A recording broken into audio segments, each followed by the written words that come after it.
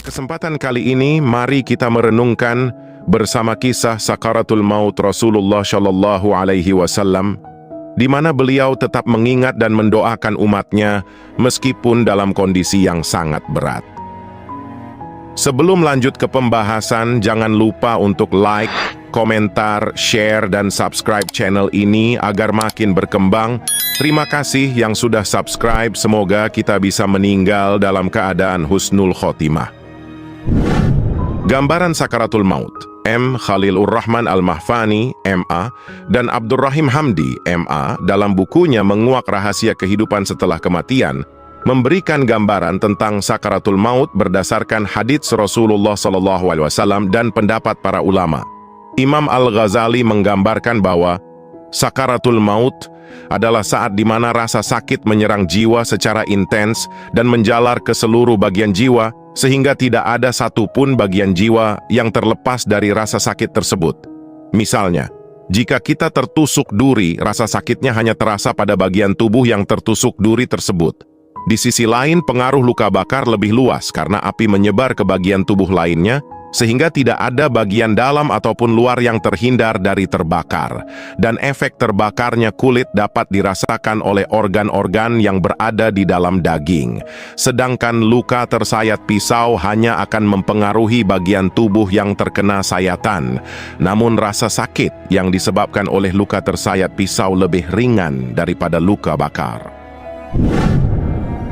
Selama sakaratul maut, rasa sakit yang dirasakan menusuk jiwa dan menyebar ke seluruh anggota tubuh, sehingga orang yang sedang mengalami sakaratul maut merasakan organ-organ tubuhnya ditarik dan dicabut dari ujung kaki hingga ke kepala.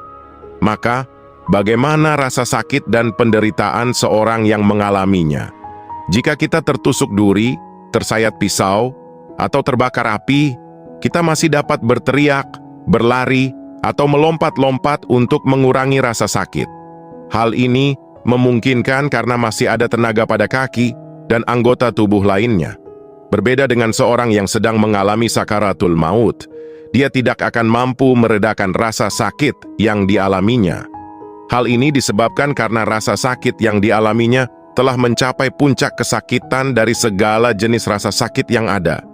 Tenaga menjadi hilang, semua anggota tubuh melemah, dan tidak ada lagi kekuatan untuk berteriak meminta pertolongan. Rasa sakit yang luar biasa ini telah menghancurkan akal, membungkam lidah, dan melemahkan seluruh tubuh. Rasulullah Shallallahu Alaihi Wasallam pernah mengalami sakaratul maut. Peristiwa ini juga dialami oleh Rasulullah Shallallahu Alaihi Wasallam saat didatangi oleh malaikat maut yang mengabarkan hendak mencabut nyawa beliau. Menurut buku Makna Kematian Menuju Kehidupan Abadi karya K.H. Muhammad Sholikin, Imam Ghazali pernah mengatakan bahwa sakaratul maut adalah ungkapan rasa sakit yang menyerang inti jiwa dan menjalar ke seluruh bagian jiwa, sehingga tiada satupun bagian jiwa yang terbebas dari rasa sakit tersebut.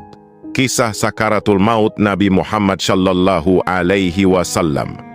Ada sejumlah riwayat yang mengisahkan tentang kebiasaan malaikat maut meminta izin masuk rumah untuk menemui para nabi sebelum mencabut nyawanya. Salah satunya kepada Nabi Muhammad Shallallahu Alaihi Wasallam. Kisah perjumpaan malaikat maut dengan Rasulullah Shallallahu Alaihi Wasallam ini diceritakan oleh guru besar Universitas Al-Azhar Kairo, Mustafa Murad, dalam buku Dialog Malaikat Maut dengan Para Nabi, yang bersandar pada hadits riwayat dari Aisyah. Ada yang menyebut Rasulullah Shallallahu Alaihi Wasallam sedang bersama Aisyah. Ada pula yang menyebut beliau bersama Ali bin Abi Thalib di ujung ajalnya. Malaikat maut meminta izin masuk di depan pintu. Lalu malaikat Jibril berkata, "Wahai Muhammad, itu malaikat maut. Ia meminta izin masuk menemuimu. Ia tidak pernah meminta izin masuk kepada manusia sebelumnya. Dan ia tidak akan meminta izin masuk kepada seorang manusia pun setelah ini." Beliau bersabda, "Izinkanlah ia masuk." Maka Malaikat maut pun masuk dan duduk di hadapan Nabi Muhammad sallallahu alaihi wasallam lalu berkata, "Sesungguhnya Allah mengutusku untuk menemuimu dan memerintahkanku untuk mematuhimu. Jika engkau memerintahkanku mencabut nyawamu, maka akan kucabut. Jika engkau tidak suka, maka akan kutinggalkan." Beliau bertanya, "Engkau akan melakukannya, wahai malaikat maut?" Malaikat maut menjawab, "Ya, itulah yang diperintahkan kepadaku." Jibril kemudian mengatakan kepada Nabi Muhammad sallallahu alaihi wasallam, "Sesungguhnya Allah telah rindu bertemu denganmu." Rasulullah sallallahu alaihi wasallam pun bersabda, "Segera lakukanlah apa yang diperintahkan kepadamu." Sementara itu, dalam kisah lainnya, dikutip dari buku kisah-kisah Islami inspiratif for kids, tulisan A. Septiyani. Kisah ini dapat diketahui saat ada yang bertamu ke kediaman Rasulullah sallallahu alaihi wasallam. Tapi Fatimah, putri Nabi, tidak mengetahui siapa dia. "Aku mohon maaf, tapi aku tidak bisa membiarkanmu masuk karena ayahku sedang demam," kata Fatimah sambil menutup pintu.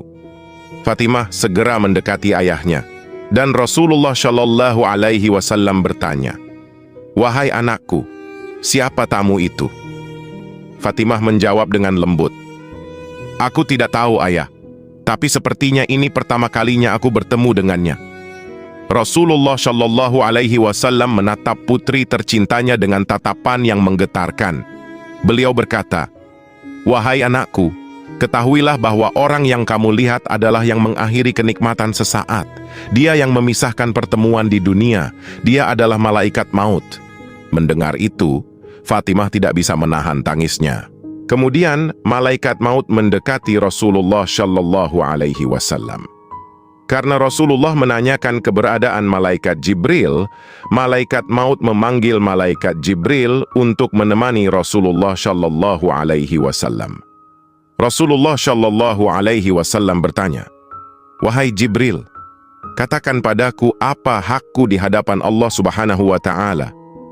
Malaikat Jibril menjawab, "Wahai Rasulullah, pintu-pintu langit akan terbuka, dan para malaikat sudah menantikanmu di sana. Semua pintu surga telah terbuka lebar menantikan kedatanganmu."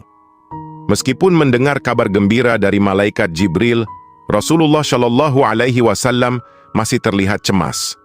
Melihat kecemasan Rasulullah sallallahu alaihi wasallam, malaikat Jibril bertanya, "Mengapa engkau masih cemas seperti itu? Apakah engkau tidak bahagia mendengar kabar ini, ya Rasulullah?"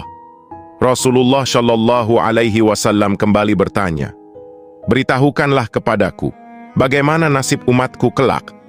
Malaikat Jibril menjawab, "Jangan khawatirkan nasib umatmu, ya Rasulullah. Aku mendengar Allah Subhanahu wa Ta'ala berfirman kepadaku, Aku telah mengharamkan surga bagi selain umat Muhammad, hanya umatmu yang berhak memasukinya." Rasulullah sallallahu alaihi wasallam merasa sedikit tenang.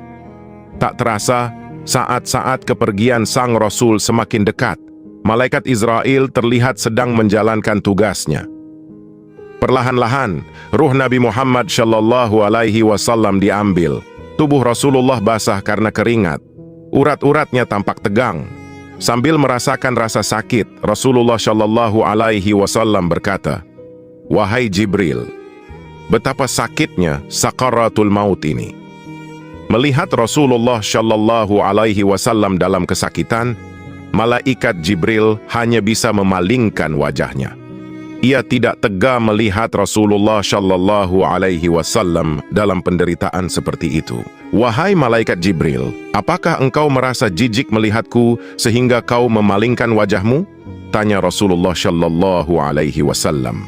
Malaikat Jibril menjawab, "Siapakah yang akan tega melihat kekasih Allah menghadapi ajalnya?"